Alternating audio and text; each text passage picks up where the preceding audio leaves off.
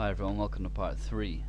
Okay, so Carlsen has just played knight takes a5, and Aronian continued with rook f e8, which is adding pressure down the d file and encouraged Carlsen to finally resolve his central pawns with e5, and they've done a great job from where they were. White has won a pawn due to the pressure, and although this makes defending easier for black, white will retain a lasting advantage as the middle game continues, not only because of his material advantage but also positionally. White is still better, and there's the threat of knight takes c6 now, which wasn't advisable on the last move. We can see why. If knight takes c6, e4 is dropping. It attacks the queen, but queen takes e4 is playable. Or after queen takes e4, which is the best move, rook takes e4, and white's dropping a piece, and suddenly the tables are turned, and black is winning.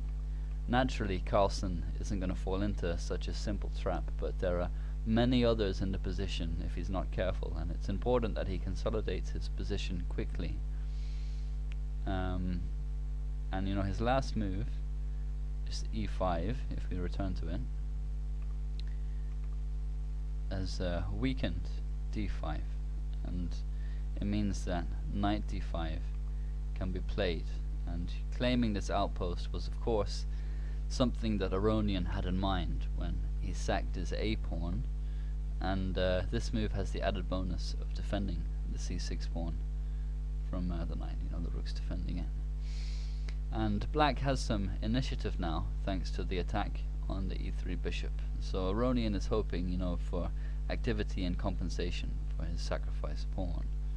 And Carlsen calmly played bishop d2, which controls the forward motion of the knight on d5 and applies pressure already to the weakened b4 pawn. And Aronian followed up with rook e d8, again applying pressure to the backward d4 pawn, which is the newly created weakness in the white position. And white has to take care now not to fall prey to tactics. There is some pressure on his position here, and his a5 knight is loose, and Aronian probably envisaged this position or something similar when he sacked his a pawn. But as long as white takes care, he'll be fine. And Carlsen continued logically with knight f4, which is aiming to trade off this strong d5 knight. And Aronian at this stage went astray in his calculations and played queen a7, which has two threats. That's attacking the a5 knight and threatening bishop takes e5, because from a7 the queen is pinning the backward d4 pawn. And if knight c4 now, which apparently defends e5 and gets the knight out of danger, there's queen takes d4 check. But there's a problem with this move that allowed Carlsen a tactical shot to win a second pawn, and we'll see that in a moment.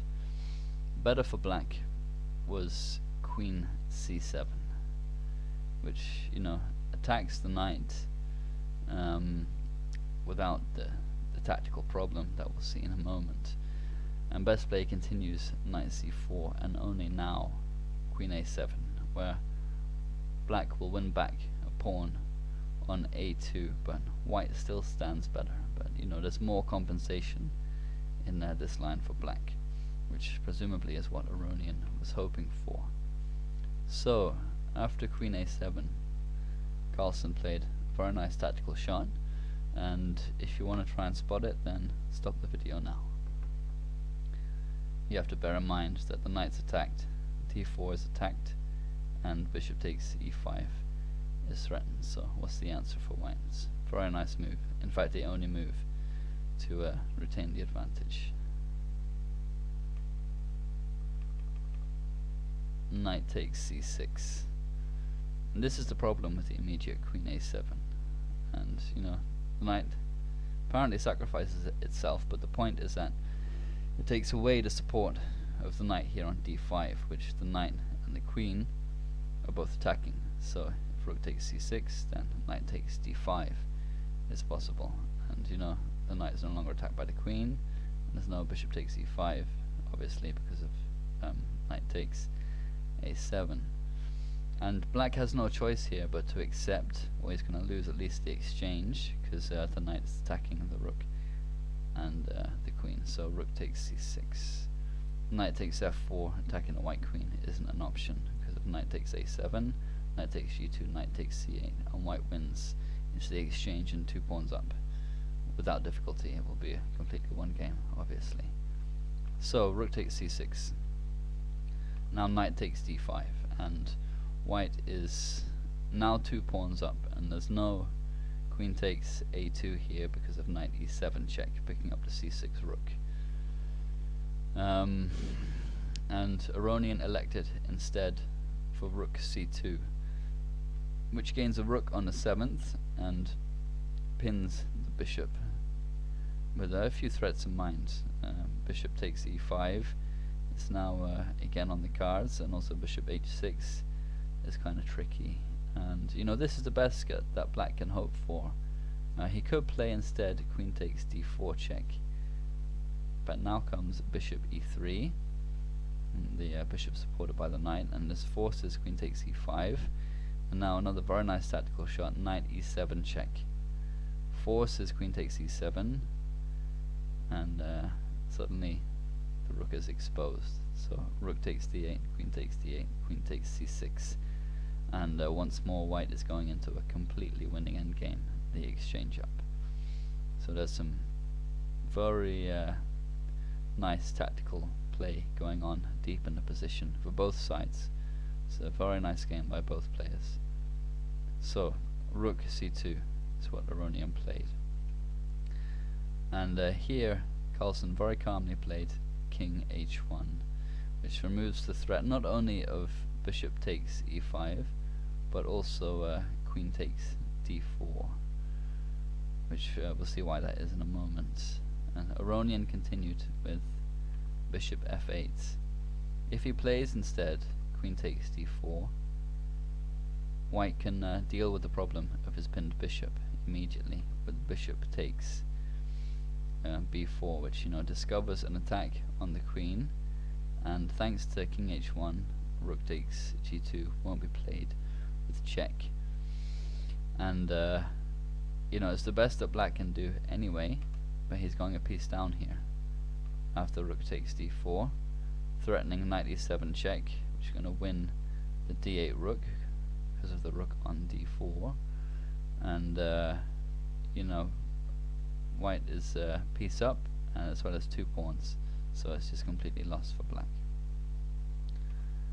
So bishop f8 is what Aronian did play, and now came e6 from Carlsen, which is another very nice and accurate move that pushes his edge to well over the 2 pawns he's up. And once again we see the power of the mobile pawn center. Aronian found one of the correct defenses, queen a8. Other moves didn't work. For example, if f5, simply rook f e1, threatening e7, keeps the initiative for white. Best play continues rook e8, e7, bishop h6, and knight takes b4, which is going to force exchanges and goes into a far better endgame for black. The rook on c2 is attacked by the knight. If it moves, then the bishop on h6 is falling. So play would continue. Rook takes d2, rook takes d2, bishop takes d2, queen takes d2, rook takes e7, and white should win from here without much difficulty. Another failed defense for black after e6 is f takes e6, where the move for white is queen e4, which is forking the rook on c2 and the pawn on g6, and white is now winning with an advantage of 3.5 pawns. The best that black can do is rook takes a2. If instead e takes d5, queen takes g6 check, queen g7, queen takes c2, again is an easy win. So rook takes a2 is best for black. But now comes queen takes g6 check, queen g7. If instead king h8 and rook f7 wins the queen for a rook, and again is a simple win. Even after queen takes f7, queen takes f7, rook takes d5. Black has a rook and a knight against the queen, but his position is far too loose to survive for very long. So queen g7 is correct, but now queen takes e6 check, king h8 is the only reasonable move, but now comes rook f7, and black is tied up in knots. He has to find very accurate moves in order to survive. The only move here for him really to defend is rook a6. So in the event of rook takes g7, there's rook takes e6. And here white continues queen f5, retaining the initiative. The queen has to move. g6 is the best square, and the best that black can do. But the endgame, as before, is hopeless after, for example, bishop f4, queen takes f5, and rook takes f5. So, queen a8 is one of the correct defenses for black. And Carlsen continued with e takes f7 check, which is one of two winning continuations for white, the other one being e7, which forces rook takes d5. You know, white is dropping this piece as it was attacked by the queen and the rook.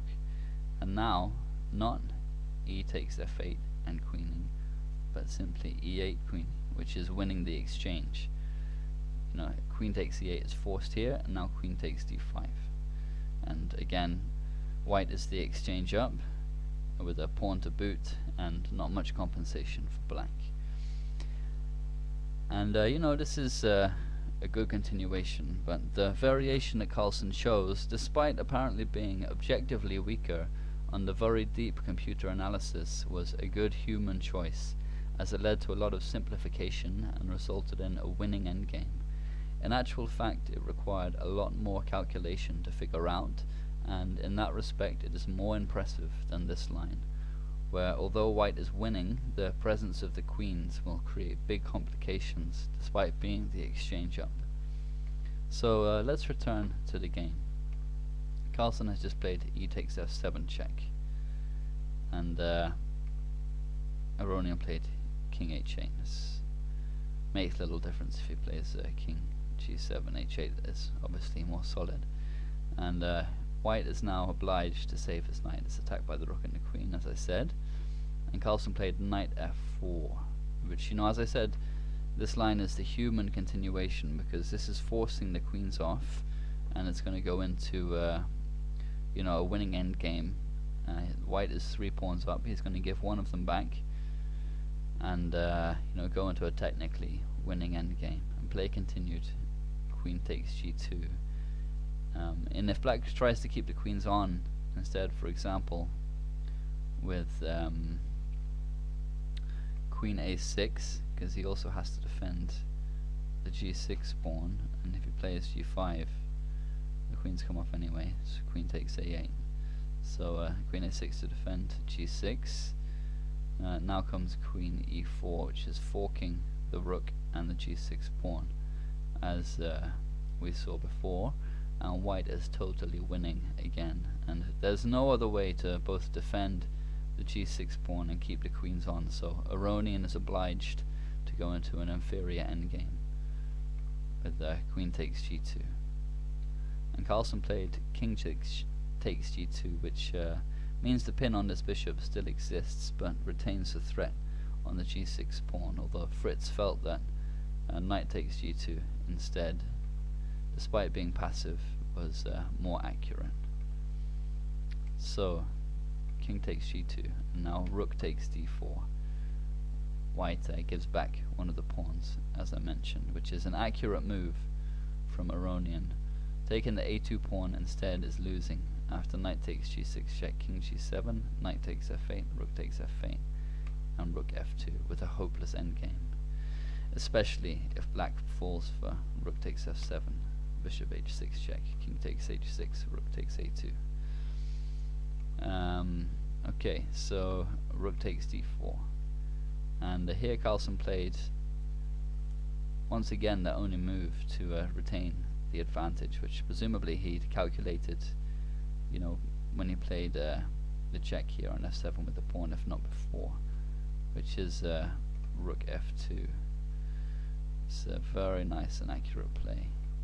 Getting impatient and playing knight takes g6 is obviously tactically wrong due to the pressure on the d2 bishop.